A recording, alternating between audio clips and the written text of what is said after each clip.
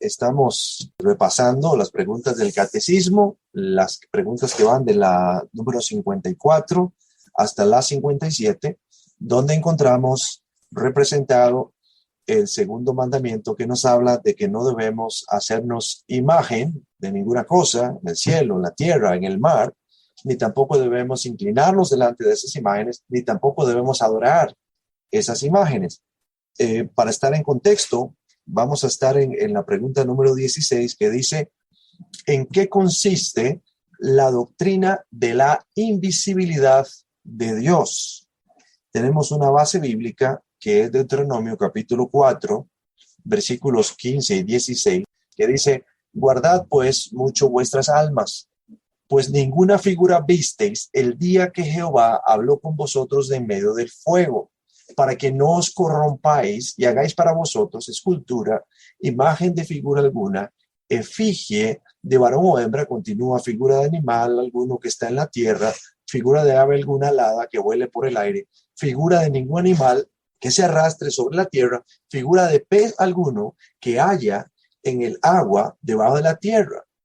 Y básicamente la doctrina de la invisibilidad de Dios tiene que ver con esto, que nuestro Dios, el único Dios verdadero, el Dios que se ha revelado a sí mismo en la creación, a nuestras conciencias y en su palabra, es un ser espiritual, es un ser invisible. Israel tuvo este privilegio de encontrarse con Dios el día que el Señor se reveló a ellos o se manifestó a ellos en el monte, en Horeb. Y ese día ellos vieron una montaña que humeaba, escucharon el trueno, vieron el relámpago. Nadie podía acercarse a aquel lugar porque era un lugar donde la presencia de Dios estaba. Y ciertamente escucharon una voz, es lo que el texto nos dice. Ellos escucharon una voz, pero no vieron ninguna escultura, no vieron ninguna imagen que representara a Dios de alguna manera. Y entonces Dios les prohíbe que ellos lo representen a Él con alguna imagen. Luego tenemos este texto de Juan capítulo 4, donde el Señor Jesucristo confirma esta doctrina de la invisibilidad de Dios, hablando con la mujer samaritana junto al pozo, versículos 23 y 24, Él le dice: mas la hora viene y ahora es cuando los verdaderos adoradores adorarán al Padre en espíritu y en verdad, porque también el Padre tales adoradores busca que le adoren. Y después le dice en el versículo 24, Dios es espíritu, y los que le adoran en espíritu y en verdad es necesario que adoren. Observe que la frase espíritu y verdad se repite 2 veces allí, y hablando acerca de cuál es la disposición o la manera en que nosotros debemos acercarnos a Dios, que es un ser invisible y un ser espiritual. Esto nos lleva a otra cosa, que es la siguiente pregunta, que tiene que ver con lo que se denomina en teología antropomorfismo. Y pregunta: ¿qué es un antropomorfismo? Un antropomorfismo es cuando Dios adopta o toma para sí mismo formas y cualidades que son humanas. Acabamos de decir que la doctrina de la invisibilidad de Dios dice que nuestro Dios es un ser espiritual, un ser invisible. Nosotros no podemos ver a Dios, pero a lo largo de la Biblia encontramos estos antropomorfismos. Encontramos a Dios tomando formas o adoptando cualidades humanas. Por ejemplo, en Deuteronomio, en el capítulo 9, el versículo 10, leemos así, Deuteronomio 9:10. Y me dio Jehová las 2 tablas de piedra escritas, y ve lo que dice ahí, con el dedo de Dios. Y en ellas estaba escrito según todas las palabras que os habló Jehová en el monte, de medio del fuego, el día de la asamblea. Ahí tenemos el antropomorfismo. El dedo de Dios es un antropomorfismo. Vemos a Dios tomando una cualidad humana, está tomando la cualidad de un cuerpo humano, un dedo. También en Isaías, por ejemplo, en Isaías capítulo 26, versículo 11, se nos habla de la mano de Dios. Y en Éxodo 33:23 se nos habla de las espaldas de Dios. Y en el Salmo 80, versículos 7 y versículo 19, se nos habla del rostro de Dios. Y así encontramos esos antropomorfismos, vemos a Dios adoptando estas formas y estas cualidades humanas a lo largo de toda la revelación. Ahora, vamos a la siguiente pregunta que dice: ¿cómo debemos entender e interpretar esas cualidades, o cuando Dios toma y adopta esas cualidades, cómo debemos entender nosotros los antropomorfismos que encontramos en la Biblia. Y fundamentalmente lo debemos entender como Dios acercándose a su pueblo, Dios mostrando condescendencia con sus criaturas. Esto nos lleva a otra doctrina, que es la doctrina de la incomprensibilidad de Dios. Nuestro Dios es un Dios altísimo, está fuera de nuestro alcance, es un Dios que es incomprensible y nosotros no podríamos conocerle y nosotros no podríamos acercarnos a él y nosotros no podríamos entenderlo si él mismo no se revelara a nosotros, si él mismo no se acercara a nosotros, si él mismo no se manifestara. Y entonces precisamente los antropomorfismos cumplen ese propósito, acercar a Dios a su pueblo, de tal manera que él está mostrando esta condescendencia. En lugar de ellos intentar llegar hasta él, porque no pueden, la distancia que hay entre Dios y nosotros es infranqueable, él se acerca a nosotros. Y luego tenemos, por supuesto, la persona de Jesucristo, que es fundamental, que es la pregunta siguiente. La pregunta número 19, que dice, ¿y qué papel juega Jesucristo en la revelación de Dios? Y fundamentalmente vemos entonces que Jesucristo juega el papel o cumple el propósito de revelarnos a Dios. Y en Juan capítulo 1, el versículo 18, nosotros encontramos esta expresión, a Dios nadie le vio jamás. Y eso es consonante con lo que estamos hablando acerca del Dios invisible, el Dios que no podemos ver. Y después añade el texto, el unigénito Hijo, refiriéndose a nuestro Señor Jesucristo, la segunda persona de la Trinidad, dice el unigénito Hijo que está en el seno del Padre, Él, ¿quién? El Señor Jesucristo, le ha dado a conocer. A Dios nadie le vio jamás y nuestro Señor Jesucristo le ha dado a conocer. Y hay que decir que la idea es revelar a Dios de una manera que es exhaustiva, de una manera que es total, de una manera que es completa. Y es el mayor nivel de revelación.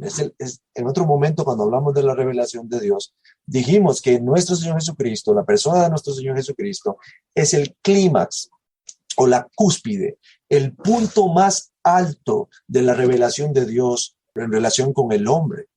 El Señor Jesucristo descendió del cielo, se hizo hombre. Es lo que dice el apóstol Pablo en Filipenses. El Señor Jesucristo, siendo en forma de Dios, no estimó el ser igual a Dios como cosa que aferrarse, sino que se despojó a sí mismo, tomando forma de siervo. El Señor Jesucristo salvó esa distancia que había entre Dios y nosotros con el propósito de acercarnos a nosotros a Dios. Y precisamente por eso el Señor Jesucristo, en Juan capítulo 14, versículo 6, dijo, yo soy el camino, soy la verdad, soy la vida, y nadie viene al Padre sino por mí. A través de nuestro Señor Jesucristo, nosotros podemos salvar esta distancia entonces que hay entre Dios y nosotros. Jesucristo, como dice 1 Timoteo capítulo 2, versículo 5, es el intermediario, es el intercesor entre Dios y los hombres. El apóstol Pablo lo dice allí en 1 Timoteo capítulo 2, versículo 5. Vamos a revisarlo, que dice, porque hay un solo Dios y un solo mediador, intermediario entre Dios y los hombres. ¿Quién? Jesucristo, hombre. Entonces, ¿cuál es el papel que juega nuestro Señor Jesucristo en lo referente a la revelación de Dios? En primer lugar, su propósito es revelarnos a Dios de manera exhaustiva. En Colosenses capítulo 1, versículo 15 nos dice que Jesucristo es la imagen visible del Dios invisible, el Dios que nadie vio jamás. Ese Dios fue visto en la persona de nuestro Señor Jesucristo, fue revelado en la persona de nuestro Señor Jesucristo. Uno de los apóstoles le dijo al Señor, muéstranos al Padre y nos basta. Y la respuesta del Señor es, tanto tiempo hace que estoy entre vosotros y todavía no me conoces. El Señor Jesucristo es entonces la imagen visible del Dios invisible, como dice Colosenses capítulo 1, versículo 15. Y muy importante, el mediador entre Dios y los hombres. Entonces partimos de que nuestro Dios es invisible. Decimos que ese Dios invisible le ha placido revelarse a través de antropomorfismos, es decir, tomando forma y cualidades humanas para hacerse cercano a nosotros, para revelarse a nosotros, mostrando condescendencia. Pero luego aparece nuestro Señor Jesucristo en la historia de la redención y es la máxima expresión de la gloria de Dios delante de nosotros. El Señor Jesucristo viene para revelarnos al Señor de manera completa.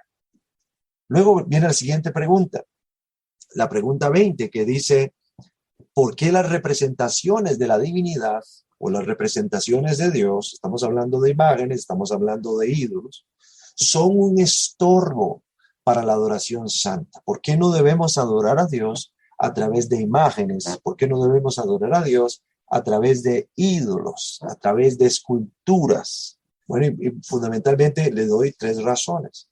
En primer lugar, no debemos hacerlo porque las imágenes, las esculturas, los ídolos, terminan opacando aquello que evoca. Aquel ídolo está, en apariencia, evocando al único Dios verdadero, pero luego empieza a opacar a ese Dios y su gloria. En segundo lugar, porque la imagen, una vez que opaca aquello que evoca, termina reemplazando el objeto de nuestra adoración. Pretendemos adorar a Dios y terminamos adorando la imagen en lugar de adorar a Dios. Y en tercer lugar, porque la imagen promete acercarnos a Dios y finalmente termina alejándonos de Él. Yo les decía, es como alguien que nos dice, yo lo voy a llevar a ese lugar, a un destino, y termina llevándonos en sentido opuesto a otro destino. Y permítame darle una cuarta razón, porque ninguna imagen hecha por las manos humanas puede representar de manera apropiada a este Dios que es invisible, a ese Dios que es incomprensible, a este Dios que vive en luz inaccesible, como dice la palabra de Dios, a este Dios que es tan grande. No podemos reducir a este Dios a una imagen. La imagen perfecta de Dios, como lo acabamos de ver, es nuestro Señor Jesucristo. Él es la imagen visible del Dios invisible. En Él estaba toda la gloria. Juan dice, ahí mismo en el capítulo 1 de su evangelio, vimos su gloria, gloria como del unigénito del Padre, lleno de gracia y de verdad. En Éxodo capítulo 32, que es la base bíblica también que les di para responder esa pregunta, encontramos estas desviaciones en relación con la imagen. Éxodo capítulo 32, en los versos 1 al 6, vamos a leerlos. Viendo el pueblo que Moisés tardaba en descender del monte, se acercaron entonces a Aarón y le dijeron, levántate, haznos dioses que vayan delante de nosotros, porque a este Moisés, el varón que nos sacó de la tierra de Egipto, no sabemos qué le haya acontecido. Y Aarón les dijo, apartad los zarcillos de oro que están en las orejas de vuestras mujeres, aretes, de vuestros hijos y de vuestras hijas, y traédmelos. Entonces todo el pueblo apartó los zarcillos de oro que tenían en sus orejas y los trajeron a Aarón.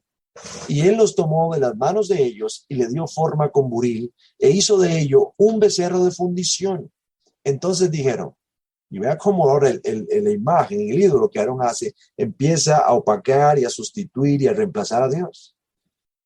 Israel, estos son tus dioses que te sacaron de la tierra de Egipto. Ahora resulta que aquel becerro que había sido forjado por las manos de Aarón, a partir de esos metales que ellos habían entregado para que él lo hiciera, eran los dioses que los habían sacado de la tierra de Egipto, o sea, que habían enviado las plagas, habían abierto el Mar Rojo, habían endulzado las aguas de Mara, los habían guiado por el desierto. Estaba aquel ídolo que recientemente había salido del fuego, sustituyendo al único Dios verdadero. Y dice el versículo 6, y al día siguiente madrugaron y ofrecieron holocaustos a Dios, no al ídolo. Y presentaron ofrendas de paz a Dios, no al ídolo.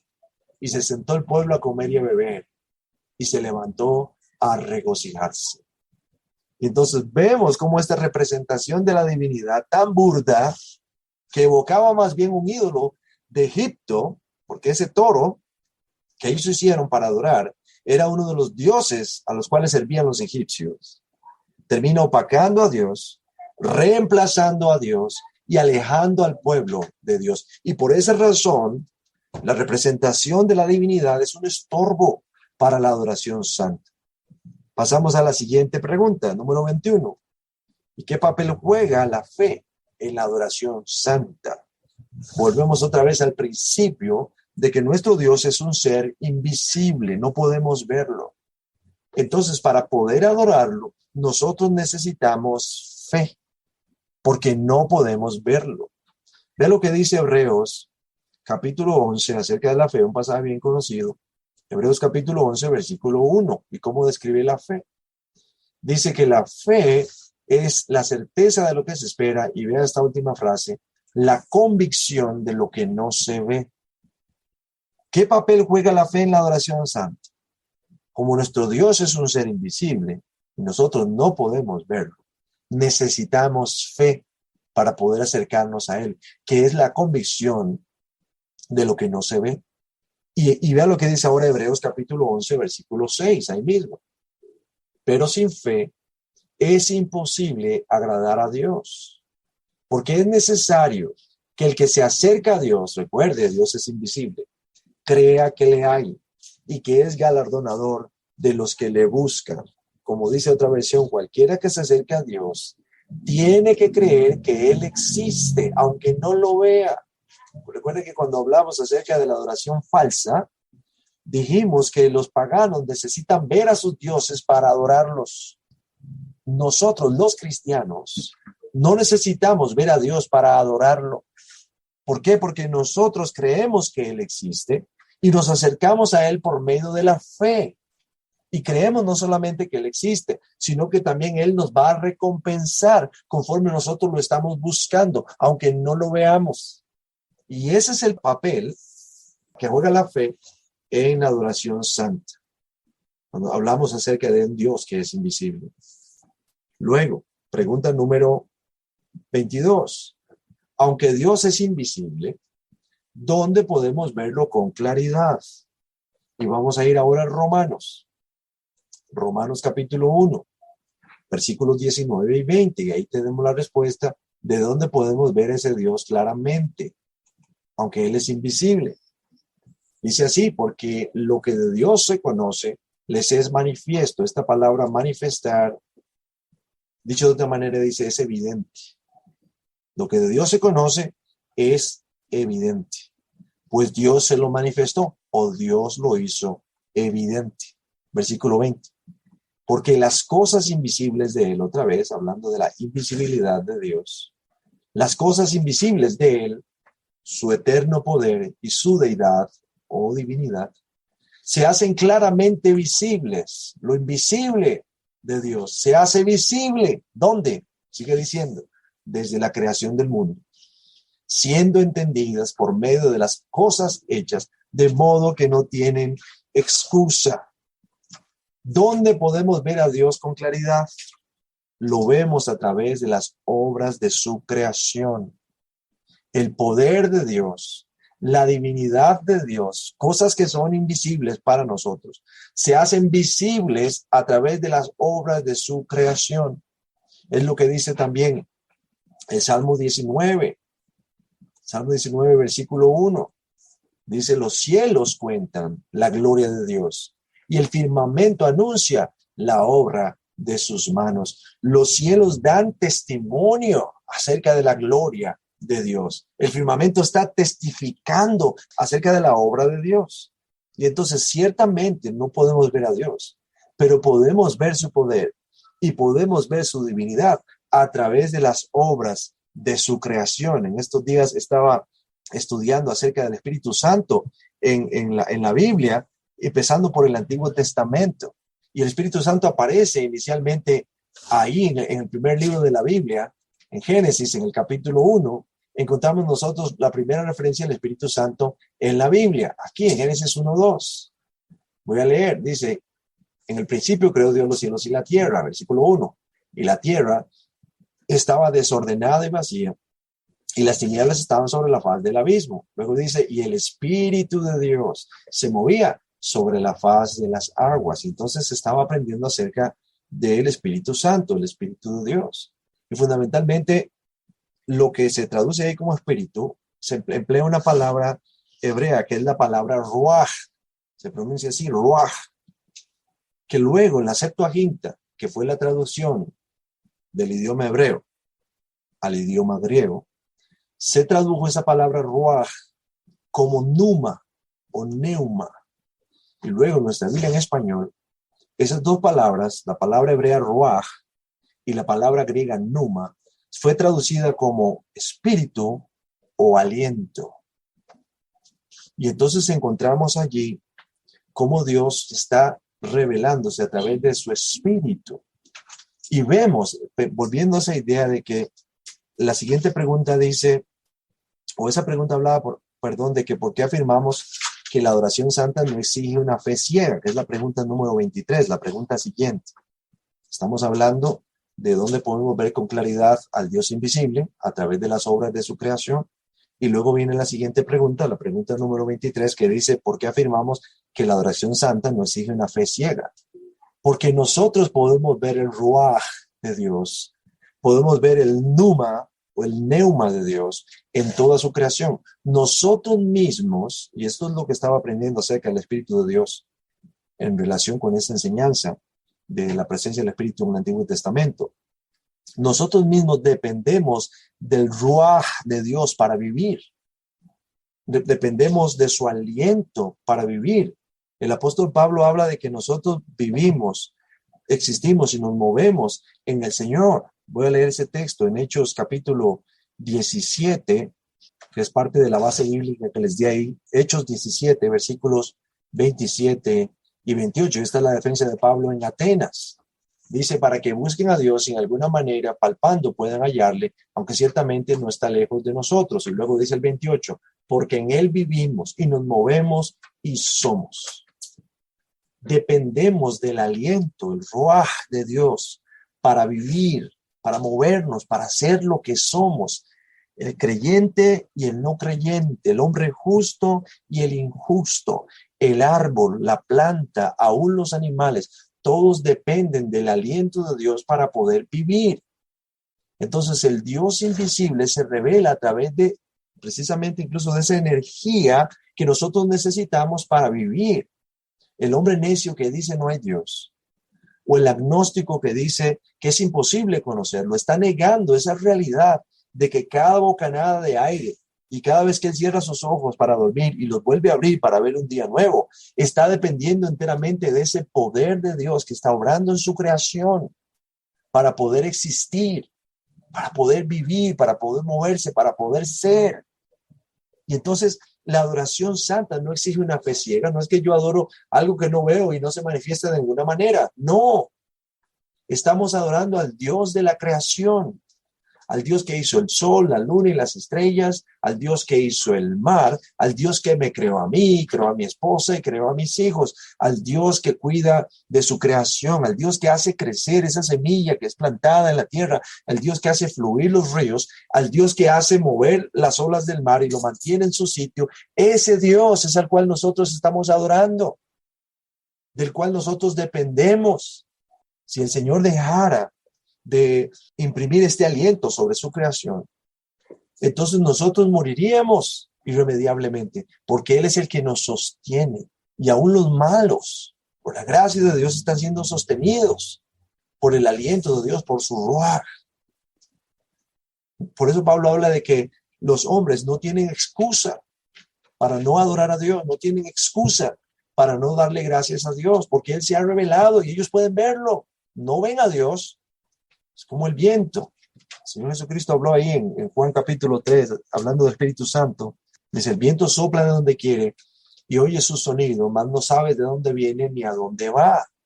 Nosotros no podemos ver el viento, pero sí podemos ver su poder y sus efectos. Hoy fue un día de mucho viento. No sé si fue para ustedes así, pero para nosotros aquí en nuestra comunidad fue un día de mucho viento. Estábamos en medio de una gran tormenta y el viento estaba soplando y yo salí por la tarde fuera de mi casa para ver el viento porque yo veía que estábamos en medio de esa tormenta y ven árboles gigantescos frente al lugar donde vivimos y le decía a mi hija mayor, mira cómo el viento está moviendo esos árboles, mira cómo se mueven. y estaba empujándolos poderosamente. No lo veíamos, pero el viento estaba pasando por allí, estaba moviendo esos árboles, estaba sacudiendo los tejados, estaba moviendo las nubes. El viento estaba allí. Yo no lo veía, pero podía ver su fuerza. Y es lo mismo con Dios, es una forma de una analogía. Dios está allí, nosotros no podemos verlo, pero nosotros podemos ver su fuerza, nosotros podemos ver su poder, nosotros podemos ver su divinidad en todas sus obras, aún en nosotros mismos podemos ver la obra y la gloria y el poder de Dios. Entonces no es una fe ciega. No le decimos a la gente, crea un Dios que no puedes ver, pero tampoco puedes experimentar de alguna manera. No. Todos los días, cada día de su vida, esa persona ha estado experimentando el poder y la fuerza de Dios de muchas maneras. Y puede ser que esa persona niegue a Dios y se oponga a Él. Pero eso no quita el hecho de que Dios ha estado allí, interviniendo incluso en la vida de esa persona. Y especialmente de formas bondadosas, porque Santiago dice que toda buena dádiva y todo don perfecto desciende de lo alto, del Padre de las luces, en el cual no hay mudanza ni sombra de variación. Todo lo bueno ha venido de Él. Todo buen regalo ha venido de Él, de parte del Señor. Y luego llegamos entonces a la pregunta número 24, que dice, ¿cuál es el resultado del pecado de la idolatría en aquellos que la practican? Porque la idolatría irremediablemente nos va a llevar a una consecuencia. Y en Éxodo capítulo 32 vamos a ver el resultado en el pueblo de Israel. Versículos 6 y 7. Dice, al día siguiente madrugaron y ofrecieron holocaustos y presentaron ofrendas de paz, y se sentó el pueblo a comer y a beber, y se levantó a regocijarse. Y luego dice el versículo 7, entonces Jehová dijo a Moisés, anda, desciende, porque tu pueblo que sacaste de la tierra de Egipto se ha corrompido, está desenfrenado. Y vemos el resultado entonces del pecado de la idolatría en aquellos que practican este pecado. Los idólatras irremediablemente se corrompen y son guiados en pos de una espiral descendente de maldad. Israel se desenfrenó, Israel se corrompió cuando ellos se fueron detrás de este ídolo. Y cada vez que Israel se fue detrás de un ídolo a lo largo de la historia de la redención, y lo podemos constatar con la palabra de Dios, vamos a encontrar un pueblo desenfrenado y corrupto. La maldad iba en aumento. Es lo que leíamos en Ezequiel. ¿Se acuerdan? Ezequiel capítulo 8, lo que estaba sucediendo con el pueblo. Voy a leerlo por aquí. Ezequiel capítulo 8. ¿Se acuerdan que el pueblo estaba entregado a la idolatría? Y entonces vea lo que dice el versículo 17. Y me dijo, ¿no has visto, hijo de hombre? Es cosa liviana para la casa de Judá hacer las abominaciones que hacen aquí. El ídolo delante de la puerta del templo. Los hombres ocultos en habitaciones adorando ídolos o imágenes pintadas en paredes.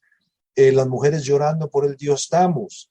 Los sacerdotes adorando al sol. Esas eran las abominaciones que se estaban haciendo allí. Pero ve lo que dice después. Versículo 17, la siguiente parte dice, después que han llenado de maldad la tierra. ¿Se da cuenta? Su idolatría había llenado de maldad la tierra. Dice, se volvieron a mí para irritarme. Después que han llenado de maldad la tierra. El pecado de la idolatría corrompe. Nos lleva en pos de una espiral descendente de maldad. Y cada vez que Israel se entregó a la idolatría, ellos se corrompieron, ellos se desenfrenaron, llenaron de maldad la tierra. Entonces, hay consecuencias en relación con el pecado de idolatría, porque luego también viene el juicio de Dios. El versículo 18 dice, el Señor dice, yo procederé con furor. No perdonará mi ojo, y tendré misericordia, y gritarán a mis oídos con gran voz, y no los oiré. El juicio de Dios cae. Luego dice la pregunta 25, ¿cómo actuaron los profetas de Dios ante los ídolos y sus adoradores? Y fundamentalmente la respuesta de los profetas fue burla. Ellos se burlaron tanto de los ídolos como de sus adoradores. Ellos menospreciaron a los ídolos. Vea lo que dice Primero de Reyes, capítulo 18, versículo 27. Y aconteció al mediodía que Elías se burlaba. aquí está. Elías se burlaba de ellos. ¿De quiénes? De los profetas de Baal. Diciendo, gritad en alta voz, porque Dios es. Quizá está meditando, o tiene algún trabajo, o va de camino. Tal vez duerme y hay que despertar. Por supuesto, está hablando de manera irónica allí. Un Dios que no es capaz de escuchar a sus propios adoradores. Un Dios que no es capaz de responder a sus propios adoradores. Debe ser menospreciado. Y los que le adoran también. Porque luego, más adelante, en ese mismo contexto, el profeta se dirigió al Dios verdadero. Y él sí respondió. Vea lo que dice aquí. Versículo 36, cuando llegó la hora de ofrecerse el holocausto, se acercó el profeta Elías y dijo, Jehová, Dios de Abraham, de Isaac y de Israel, sea hoy manifiesto que tú eres Dios en Israel y que yo soy tu siervo y que por mandato tuyo he hecho todas estas cosas. Respóndeme, Jehová, respóndeme para que conozca este pueblo que tú, oh Jehová, eres el Dios y que tú vuelves a ti el corazón de ellos. Versículo 38. Entonces, término de conclusión, cayó fuego de Jehová y consumió el holocausto, la leña, las piedras y el polvo, y aún lamió el agua que estaba en la zanja. Viéndolo todo, el pueblo se postraron y dijeron, Jehová es el Dios, Jehová es el Dios. El único Dios verdadero respondió aquel día, respondió con fuego, pero Baal guardó silencio. También en Isaías capítulo 44, versículos 9 al 11. Los profetas se burlan de los dioses falsos y también de sus adoradores. Dice el profeta, los formadores de imágenes de talla, todos ellos son vanidad. Y lo más precioso de ellos para nada es útil. Y ellos mismos son testigos para su confusión de que los ídolos no ven ni entienden. ¿Quién formó un Dios? ¿O quién fundió una imagen que para nada es de provecho? He aquí que todos los suyos serán avergonzados, porque los artífices mismos son hombres. Todos ellos se juntaron, se presentaron, se asombraron y serán avergonzados aún. Otra vez el profeta menospreciando a los hacedores de dioses. Y en Jeremías, capítulo 10, versículo 5, dice, derechos están como palmera y no habla. Son llevados porque no pueden andar. No tengáis temor de ellos, porque ni pueden hacer mal, ni para hacer bien tienen poder. Hablando acerca de estos dioses falsos. Ni para hacer bien, ni para hacer mal. Necesitan que los lleven. Necesitan que hablen por ellos. Los profetas de Dios se burlaron de los ídolos y se burlaron de sus adoradores. Los menospreciaron. Pregunta número 26. ¿Por qué intentar adorar a Dios por medio de imágenes? Es necedad y obstinación. Volvemos a recapitular todo lo que hemos estado aprendiendo. En primer lugar, porque Dios es invisible. Esa es la primera razón por la cual adorar o intentar adorar por medio de imágenes es necedad y obstinación. Nuestro Dios es invisible. No podemos verlo. Podemos ver su poder y su divinidad en las obras de su creación, pero no podemos verlo a Él. Segunda razón, porque Él nos ordena que no lo adoremos a través de imágenes. Expresamente Él lo ha dicho. No te harás imagen de ninguna cosa en el cielo, la tierra o el mar. No te vas a inclinar a esas imágenes. No vas a rendirle culto. No las vas a adorar. Y entonces la segunda razón por la cual intentar adorar a Dios por medio de imágenes es necedad y obstinación es porque Él mismo ha dicho, no adoren de esta manera.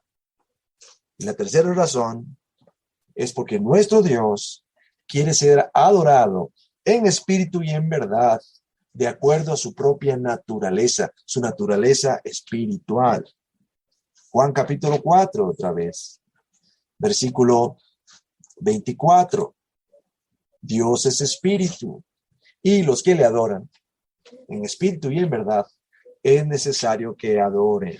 Entonces, tres razones por las cuales intentar adorar a Dios por medio de imágenes es necedad y obstinación. Porque Dios es invisible, porque Él nos ordena que no lo adoremos a través de imágenes y porque Él quiere ser adorado en espíritu y en verdad, conforme a su naturaleza. Y luego viene la siguiente pregunta número 27. ¿Y qué significa adorar a Dios en espíritu y en verdad?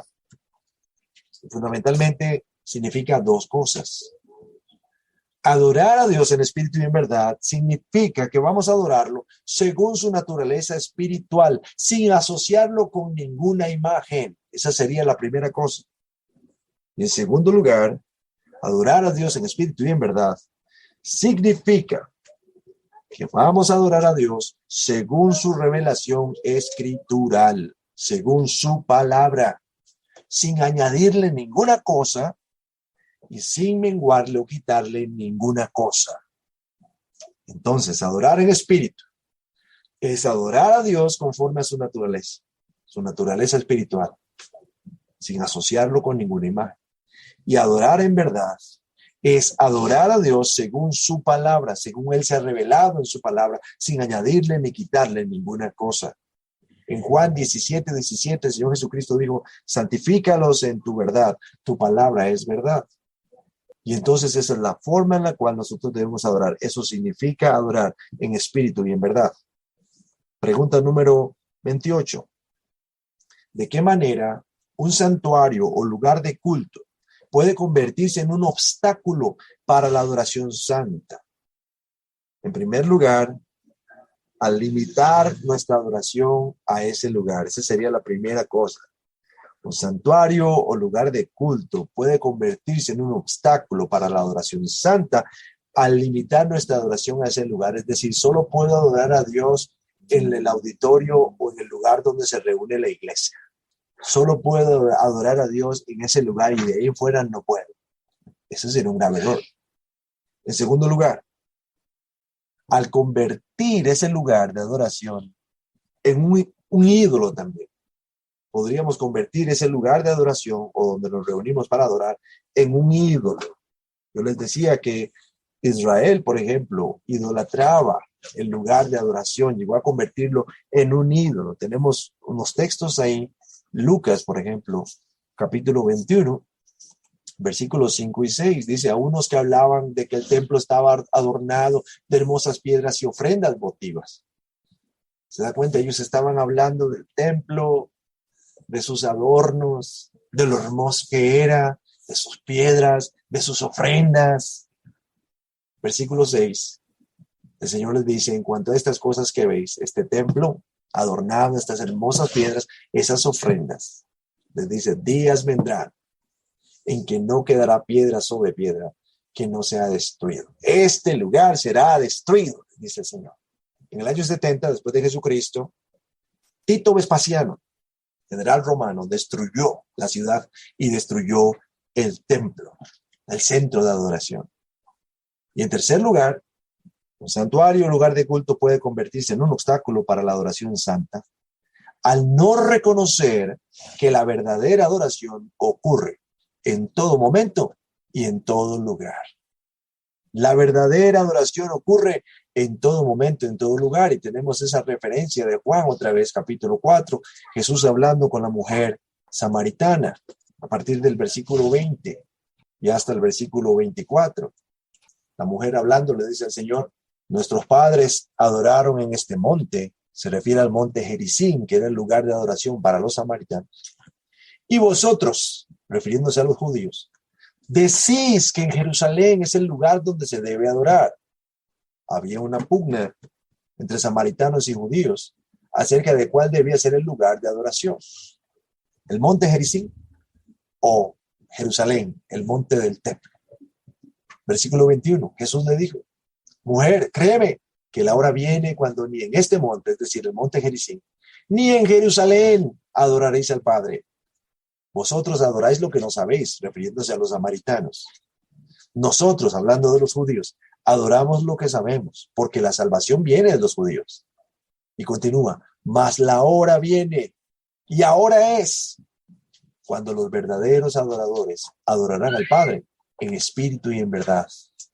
Otra vez en espíritu, según la naturaleza espiritual de Dios, en verdad, según la revelación escrita de Dios. Porque también el Padre, tales adoradores, busca que le adoren. Dios es espíritu y los que le adoran en espíritu y en verdad es necesario que le adoren. ¿De qué manera un santuario, un lugar de culto puede convertirse en un obstáculo entonces para la adoración santa? Cuando limitamos nuestra adoración a ese lugar, pensamos que solo podemos adorar a Dios allí. Cuando idolatramos el lugar donde nosotros adoramos a Dios, empezamos a ver eso como un ídolo. Y cuando no reconocemos que la verdadera adoración ocurre en todo momento y en todo lugar, ocurre en nuestros hogares, ocurre en nuestros lugares de trabajo, ocurre a la hora del almuerzo, ocurre a la hora del café de la tarde, ocurre a la hora de la cena, en todo momento y en todo lugar. Debemos y podemos también adorar a Dios. Pero cuando pensamos en santuarios y demás, yo les daba el ejemplo de los que piensan que tienen que ir a Israel para encontrar a Dios allí y conocer el río Jordán y el muro de los lamentos y el desierto de Sinaí y el monte Oreb para decir Dios está aquí. No, Dios está aquí en nuestro país, en nuestra locación y podemos adorarle en este lugar. Y yo les decía que eso es una cosa común a todas las religiones. Se hablaba acerca de los musulmanes y la adoración que ellos tienen o el centro de adoración que ellos tienen en la Meca. Y los hindúes con las diferentes ciudades, el río Ganges y diferentes ciudades que tienen que ver con su religión, etc. Y vemos ahí el corazón idólatra del hombre en torno a esas cosas. Y luego viene la pregunta 29 que dice que ¿dónde ocurre la adoración santa? Y la respuesta es, ocurre donde está Dios. Y siendo que Él está en todo lugar, entonces la adoración santa ocurre en todas partes donde existan verdaderos adoradores adorando a Dios en espíritu y en verdad. No importa donde usted se encuentre ahora, no importa donde yo me encuentro ahora, posiblemente cada uno en su propio hogar, pero estamos adorando a Dios desde este lugar. Si somos verdaderos adoradores, si estamos buscando a Dios, al Dios que es espíritu, y estamos buscándolo conforme a Él se ha revelado, entonces Dios está siendo adorado aquí y ahora. Y eso es una verdad maravillosa, porque podemos adorar a Dios en todas partes. Uno de los atributos de Dios es la omnipresencia, lo cual significa que Dios está en todas partes al mismo tiempo. Su presencia está en todas partes al mismo tiempo. Su presencia completa, no una parte, sino su presencia completa está en todas partes, en todo lugar al mismo tiempo. Dios está aquí, Dios está en su hogar, Dios está en este país, Dios está fuera de este país, Dios está al otro lado del mundo, Dios está en todas partes. Y eso es lo maravilloso de la adoración santa. Podemos adorar a Dios donde quiera que nosotros estemos, porque Él está en todas partes. Y luego tenemos la pregunta número 30, que dice, ¿cuál es el resultado de la adoración santa? Así como hay un resultado en cuanto a la adoración falsa, que les hablé acerca de la espiral descendente de corrupción, de maldad, de impiedad, de injusticia, de desenfreno, hay un resultado en relación con la adoración santa. Y este es el resultado: disfrutar de la presencia de Dios y recibir las bendiciones que están asociadas con la presencia de Dios. Permítame leer el Salmo 145, que es la referencia que tenemos ahí. Te exaltaré, mi Dios, mi Rey, y bendeciré tu nombre eternamente para siempre. Cada día te bendeciré y alabaré tu nombre eternamente y para siempre. Grande es Jehová y digno de suprema alabanza, y su grandeza es inescrutable. O sea que no podemos investigar su grandeza y profundizar y llegar al fondo. Versículo 4. Generación a generación, mis hijos, mis nietos, mis bisnietos, generación a generación, celebrará tus obras y anunciará tus poderosos hechos. En la hermosura de la gloria de tu magnificencia y en tus hechos maravillosos meditaré. Del poder de tus hechos estupendos hablarán los hombres y yo publicaré tu grandeza. Proclamarán la memoria de tu inmensa bondad y cantarán tu justicia. Clemente y misericordioso es Jehová, lento para la ira y grande en misericordia. Bueno es Jehová para con todos y sus misericordias sobre todas sus obras. Te alaben, oh Jehová, todas tus obras y tus santos te bendigan. La gloria de tu reino digan y hablen de tu poder, para hacer saber a los hijos de los hombres sus poderosos hechos y la gloria de la magnificencia de su reino. Tu reino es reino de todos los siglos y tu señorío en todas las generaciones. Sostiene Jehová a los que caen y levanta a todos los oprimidos. Los ojos de todos esperan en ti y tú les das su comida a tiempo. Abres tu mano y colmas de bendición a todo ser viviente. Justo es Jehová en todos sus caminos y misericordioso en todas sus obras. Cercano está Jehová a todos los que le invocan, a todos los que le invocan de veras. Cumplirá el deseo de los que le temen, oirá a sí mismo el clamor de ellos y los salvará. Jehová guarda a todos los que le aman, mas destruirá a todos los impíos. La alabanza de Jehová proclamará mi boca, y todos bendigan su santo nombre eternamente y para siempre. ¿Cuál es el resultado de la adoración santa? Disfrutar la presencia de Dios y obtener las bendiciones asociadas con su presencia. ¿Se da cuenta usted lo que dice el Salmo 145? Dice que Él sostiene a todos los que caen y levanta a los oprimidos. Dice que Él nos provee alimento. Dice que Él nos colma de bendición. Dice que Él está cercano a todos los que le invocan en verdad. Dice que Él cumple el deseo de los que le temen, que Él los oye y los salva. Dice que Él guarda a todos los que le aman y por eso Él merece ser adorado de manera individual, pero también de manera corporativa, eternamente y para siempre. La presencia de Dios con las bendiciones asociadas a su presencia. Cuando adoramos de esta manera al Señor, vamos a disfrutar de su presencia y vamos a disfrutar de sus bendiciones. Y tenemos este pensamiento final en nuestro material que dice, el verdadero Dios es invisible. Él está en todo lugar. Su presencia está en todas partes y en todas partes se le puede adorar. Es cierto que no le vemos, pero Él siempre está allí. Por lo que no debemos buscarlo a través de imágenes. Solamente debemos creer en Él y Él nos recompensará. Hebreos 11:6. Pero sin fe es imposible agradar a Dios, porque es necesario que el que se acerque a Dios crea que le hay y que es galardonador de los que le buscan. Gloria a Dios por estas maravillosas verdades que hemos estado aprendiendo. Que estas verdades sean un consuelo para nosotros, que estas verdades sean también un motivo de ánimo y gozo para seguir perseverando en esta fe y para pregonar y hablar a oídos de otros acerca de nuestra esperanza y tal vez por la voluntad de Dios, por su bondad y su misericordia, muchos más, así como nosotros, puedan venir y doblar su rodilla delante de este Dios, ser limpiados del pecado de la idolatría y ser llevados en pos de una adoración santa, que es conforme al Dios espiritual o al Dios espíritu y conforme a la palabra de Dios, que es la verdad de Dios que ha sido revelada a nosotros. Vamos a orar un momento. Gracias, amado Dios, por tu palabra. Gracias, amado Dios, por lo que nos enseñas. Gracias, oh Señor, porque a pesar de que no te vemos, sabemos que tú estás en todo lugar. Sabemos que tú estás aquí. Tu presencia está en nuestros hogares. Tu presencia está en la reunión de la iglesia. Tu presencia está mientras vamos en el autobús. Tu presencia está mientras caminamos hacia nuestro lugar de trabajo y cuando estamos allí. Tu presencia nunca nos deja. Y aunque no podemos verte, sabemos que podemos buscarte y te vamos a encontrar. No vamos a hacerlo a través de imágenes o ídolos o representaciones, sino que vamos a hacerlo a través de la fe, buscando entrar en comunión contigo y al mismo tiempo recibir las bendiciones que hay de estar en comunión contigo, Señor. Gracias, oh Dios, por mis hermanos, por la forma en que perseveran.